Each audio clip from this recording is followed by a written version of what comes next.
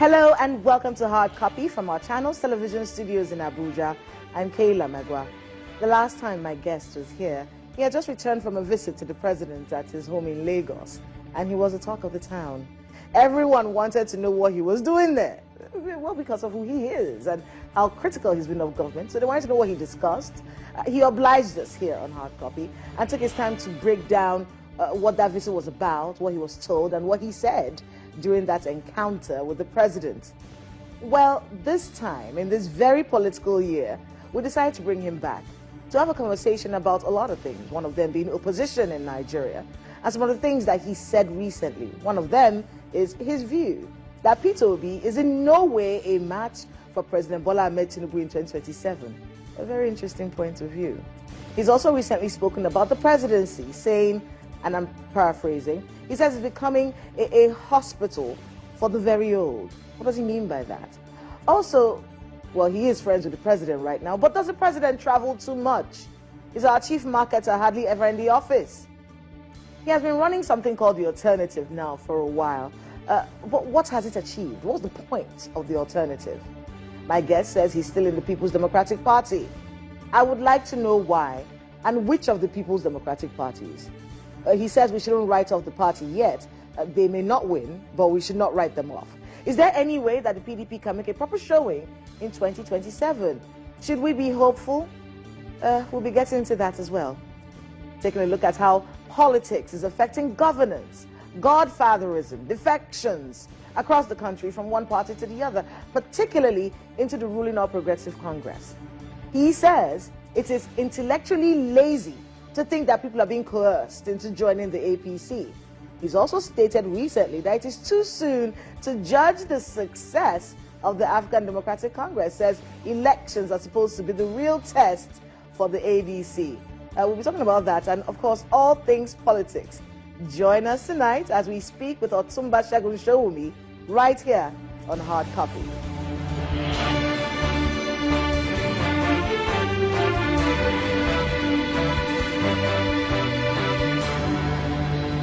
Otumba Segun Showumi, welcome again to Hard Copy. Kayla, it's nice to be here. It's good to see you again.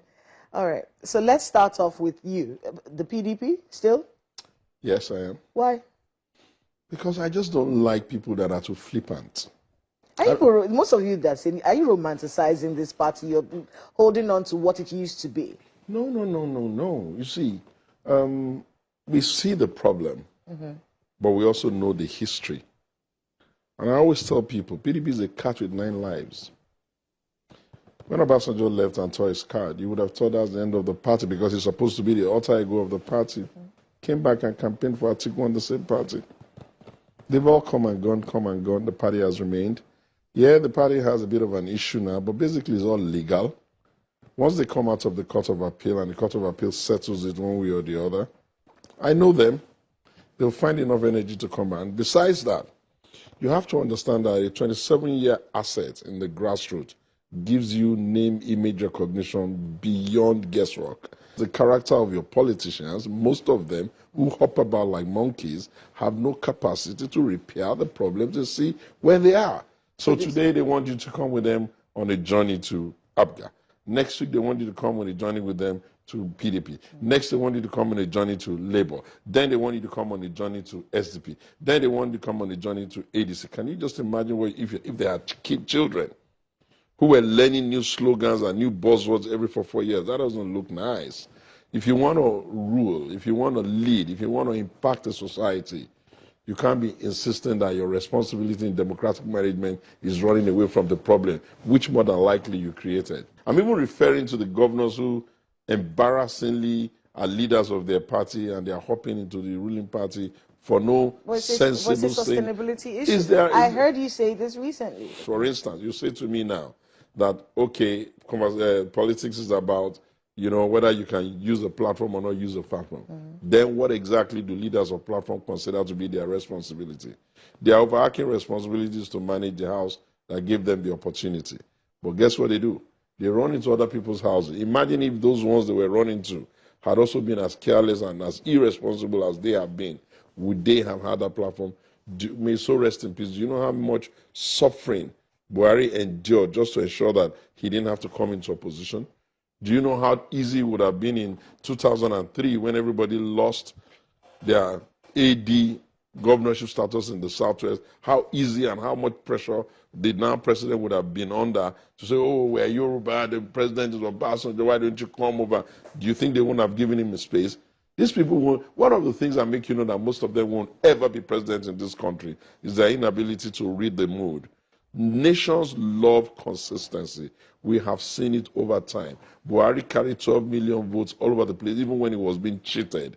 And when it was time, he did an amalgamation with a like mind who was also opposition.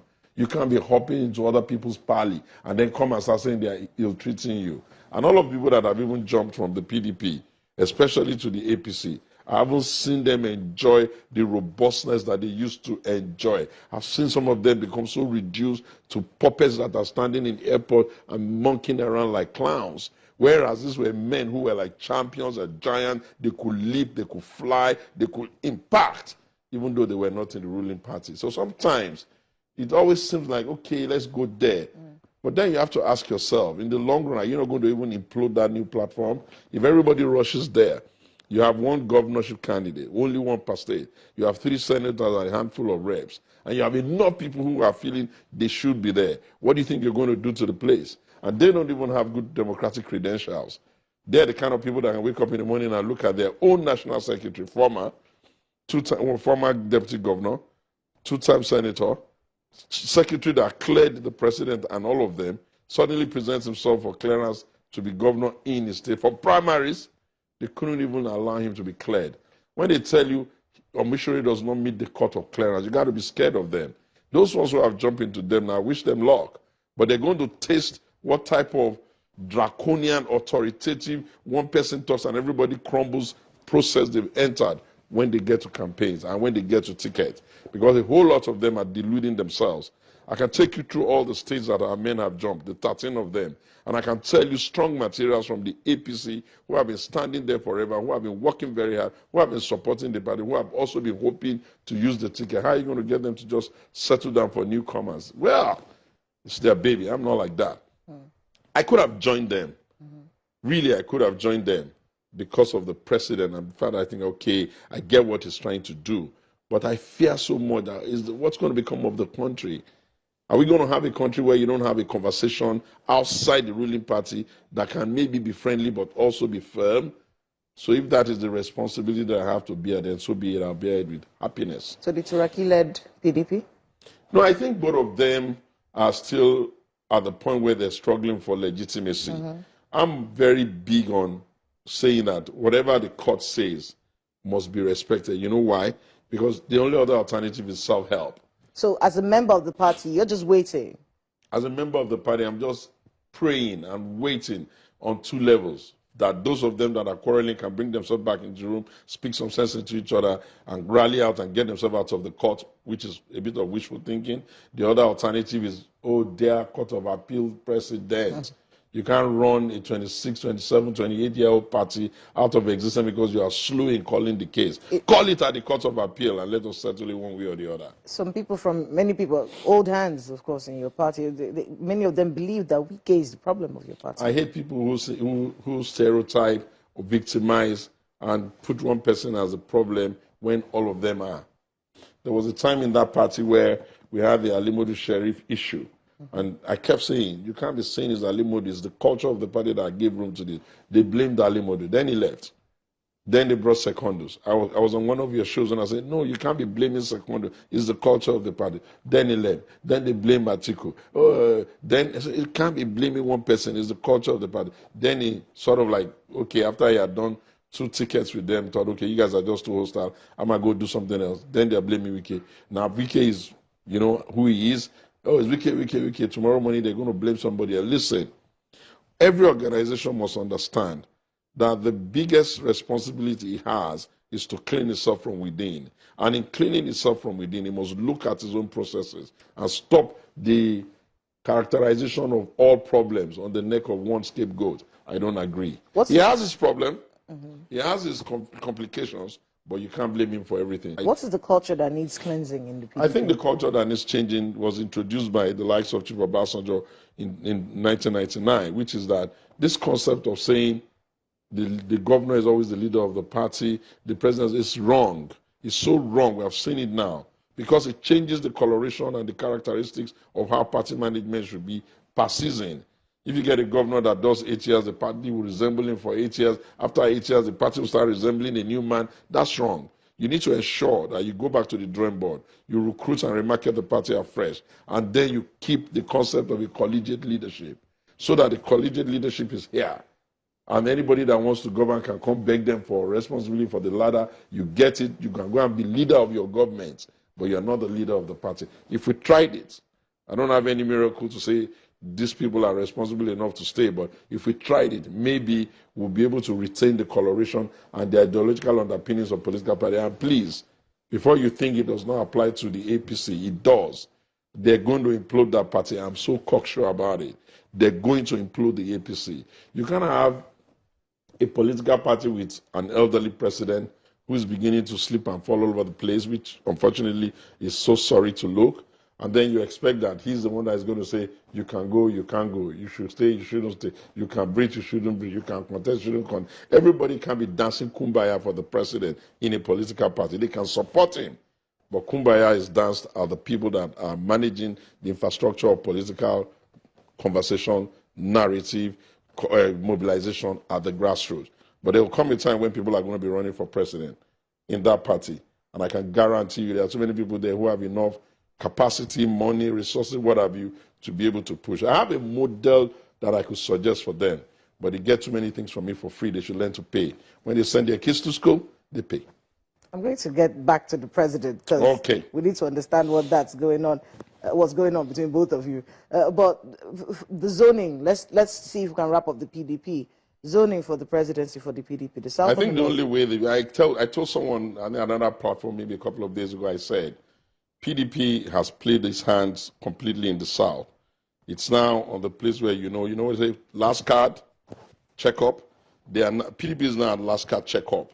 And the only card they can play, ironically, is Peter. Peter Obi. That's the only card they have. He's in the ADC. Peter is not serious. He doesn't even know where his pathway to victory is. Peter could have stayed in his LP, and there would have been a clear pathway to victory. There was a leadership crisis. Can you stop? Uncertainty. Every time Peter has to move, it's always somebody else but not Peter. I don't deal with that kind of laziness. The responsibility. Are you saying that Peter Obi is lazy? Extremely. When it comes to structural thinking, he's very lazy. It's lazy to think that if he had been in Abga all this year, he couldn't have built this crowd. He would have.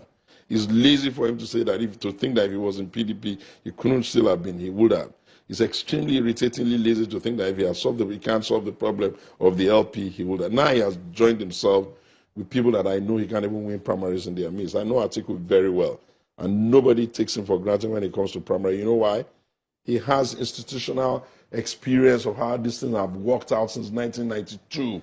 You don't come into a political party where that kind of man is running for ticket and you think you're just going to start screaming your balls and say, I'm not going to agree if it to be to who and who's going to listen to that nonsense. Then you have to look at the other stakeholders that are there. There's the Buhari groupings that make up a very Rufai Pantami and all of that. You're going to bully those ones. Do they look like people that are easily bullied? So what are you doing there? If your numbers are your 6 million animated numbers that you got the last time, do you not understand that leaders have responsibility to manage the house? It's like the father of a house running out just because some kids are crying. Your duty is to attend to the problem. Some of them you have to punish. Some of them you have to scold. Some of them you have to pamper. Peter is incapable of organizing anything apart from this silly show he does all what he will. But hey, it's still something because there's animated energy there. There's enough energy, and luckily for him, there's also some entitlement legitimacy. Let me break down to you. You can't be in People's Democratic Party of Nigeria and not know that Indigbos are the ones that have been carrying that party. And once we lost them, look at us. If we can bring them back and we can just say, okay, Peter, we're sorry about that, then you will see immediately all that energy will come back behind them and they may be able to run their grassroots play well. And Peter will not be competing with too many people for ticket. What Peter is not saying is that every election needs to be remeasured. In measuring 2027, you have to understand that the Southeast cannot keep suffering because of the ambition of one person. And you also have to understand that that energy, that indigo energy, is no longer exclusively his now. You have champions in the Southeast like Dave Umai. Underrate them for your own good. You have people like Soludo speaking the right tough language. Look, the other day just told them, you guys don't go to work on Monday, I'm shutting the market. Good luck. That's how a leader behaves. A leader tells people of consequence. Let's go on a short break. When we come back, we'll be discussing the presidency and other issues. Okay. So please stay with us on Hard Copy. We'll be right back.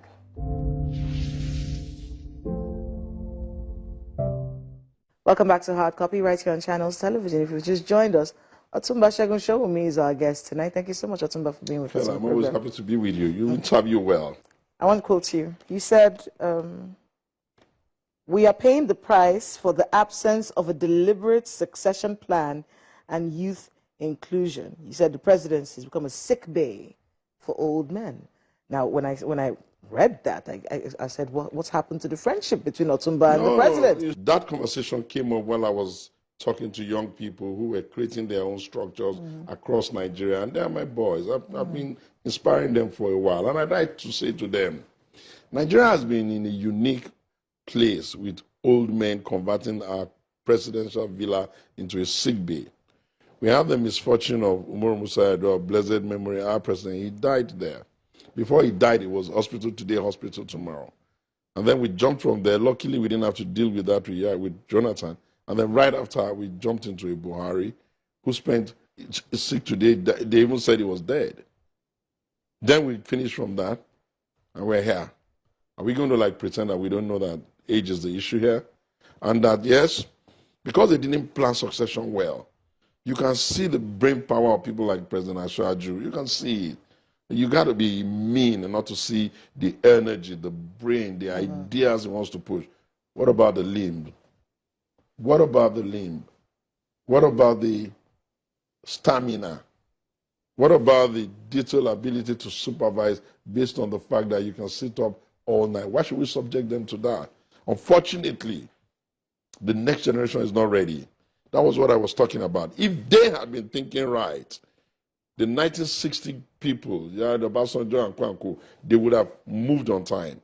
And then the 1992 class, Atiku, Bola Tinubu and Co., they would have understood that all of us are not going to be president within our 8th grade.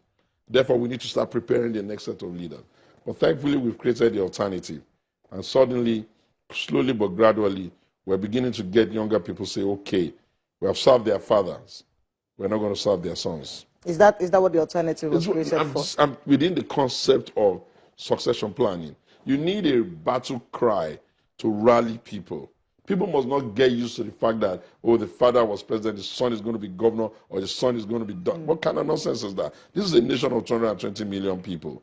The vast majority of them are undercovered, unserved, unattended to. And you expect me to look at the poor people in the country, the children of the nobody, and not rally them for the future? Hey, we're going to do that. Our parents can't be serving your father. And you have the temerity and the effrontery to come before us and tell us that we have to serve you. We don't run a monarchy here. We run a democracy. And in a democracy, never mind that you're putting rights and all those things you call empowerment. The reality of a democracy is that we can rally the poor and tell them, your fathers serve their fathers. You have no reason to serve their son. Do whatever you can to make sure that one of you comes up. Because every nation must respond to the idea that a child of a nobody can be somebody. And we're talking about leadership. We're not talking about family inheritance or a family loom. They will lose. Let's talk about godfatherism, since we're talking about families here. That's what makes it even worse. It's been one of the biggest issues and reason behind a lot of the crisis we're seeing across many river states. I'll tell you what I will say straight. Yes. The problem with that culture is the absence of consequence. We're the only country in the world that screams about anti-corruption, corruption. We even glamorize the conversation of corruption. Yet, those who have had their hands in charge of our till are allowed to grow so fat, so indisciplined, until they constitute themselves into some kind of fathers. Maybe devil father, because I'll hate to add God's name to theirs. If you had been punishing them, If you had been taking them from government house straight to come and give account, if you have been beating them hard for abuse of office, if the whole society has stopped clapping for them, knowing fully well that these guys came in broke and they are living like the owners of the loom of Solomon, they will not even have the presence of mind to dare call themselves Godfather. Should Wike leave Fubara alone? I think the problem with Wike and the Fubara issue is that I think people misread it and may be wrong. You see, nobody's going to help you to govern as a governor. The instrument of money, authority, the whole works that is placed on your shoulder as a governor must allow you to be able to make sensible, tactical decisions. You can't keep faltering, making mistakes. How dare you go starting a trouble you know you don't even have backers for? Do you not understand that all of your colleagues, I'm talking to Simlae now, do you not understand that all of your colleagues who are governors in your set are managing the assembly? What magic were you thinking? The president helped you. Everybody helped you the first time. The second time they helped. The third time they helped. Are you going to be like a crybaby who is incapable of standing on his own? If Wike was that weak, don't you know that Rotimi Amici would have run him out of town? If Rotimi was that weak, don't you know that, what's his name, Odili would have run him out of town? Why are you a governor and acting like a crybaby? If you have it skewed, you can't manage the assembly. You don't have enough numbers there. There is always a middle ground. It's called reconciliation. Honest, sensible reconciliation that allows you to, work, What if it's the assembly that doesn't want to reconcile with him? It's always easy for you to say that everybody is guilty but him. I think the guy has mastered the art of playing the victim, but I'm not fooled. I was worried about him from the get-go. When they were doing this campaign, I'll see Wike dancing, everybody there laughing at the guy. Would just, I said, why is this guy so angry? But serve Wike right. I'm sure if he's made any mistake in his life, it's one fatal mistake he made. Because I know people that got shot at. People like Lee Maber, they go to the rivers to go and do campaigns and they got shot at. Only because the groans, or I don't want to say somebody's, I don't know who shot at him, but just because somebody was trying to insist. I know leaders that he mills around with today who were calling him small boy. And Wike would say to him like, you are calling him small boy now. When the pen is in his hand, you know the Wike talks. And then to look at them, incapable of just having peace there, incapable of organizing themselves. You were his attorney, his accountant general. What character does your boss have that you don't know? And if you think that there are things that must stop, who starts a war he can't win? Well, good luck to them. Rivers is not the only state in the country. I think the president is too mild. Any small noise from them will give them a state of emergency till the end of the tenure. Is that what that's exactly what Obasanjo did. That's what Obasanjo did. That's what Obasanjo did in Ekiti, and the heavens did not fall. I hate leaders that are weak. Let's look at it from the standpoint of the National Assembly. The National Assembly, they are having conversations right now about, Trump's, our collaboration. I keep calling it Trump's intervention, but they say it is a collaboration, the Nigerian government and the U.S. government together trying to fight terrorism. Aduningi, of course, is the one who's leading this conversation. He says, listen, our territorial integrity was breached, and he says we were not carried along as the legislature. You know the problem with Abdul? Sometimes he wants to be a champion of opposition even without understanding what he's talking about. You have had an existential crisis in the Northeast for like forever.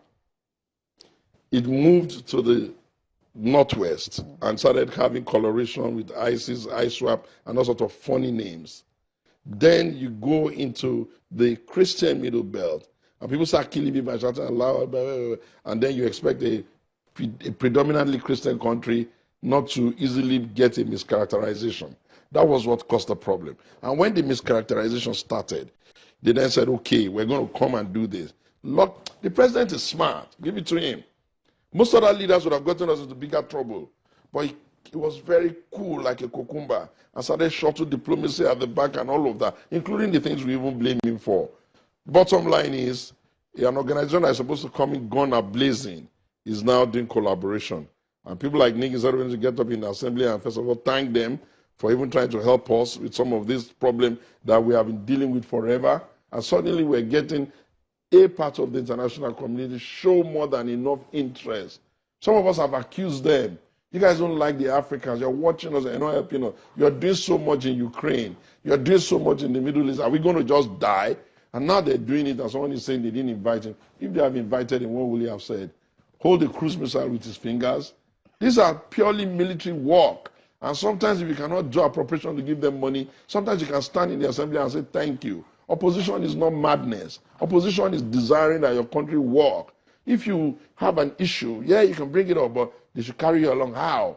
At the time when the international community, and I know because I've been there, they claim that sometimes when they even give them intel, the intel will end up getting into the wrong hand. Oh, no, next. You should wait. They'll come to him in Ningi and come and invite him to come and tell the American establishment how they're going to help Nigeria to get out of all this nonsense occasioned by the miseducation of their own people. Why should anybody even be happy that people are killing their citizens? Others are even trying to come in and you're talking about it. You should say thank you. And Trump, thank you, my man.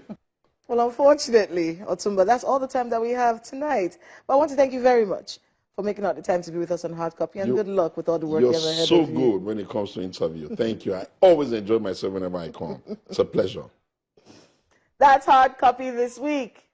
I'm Kayla Megwa. Good night.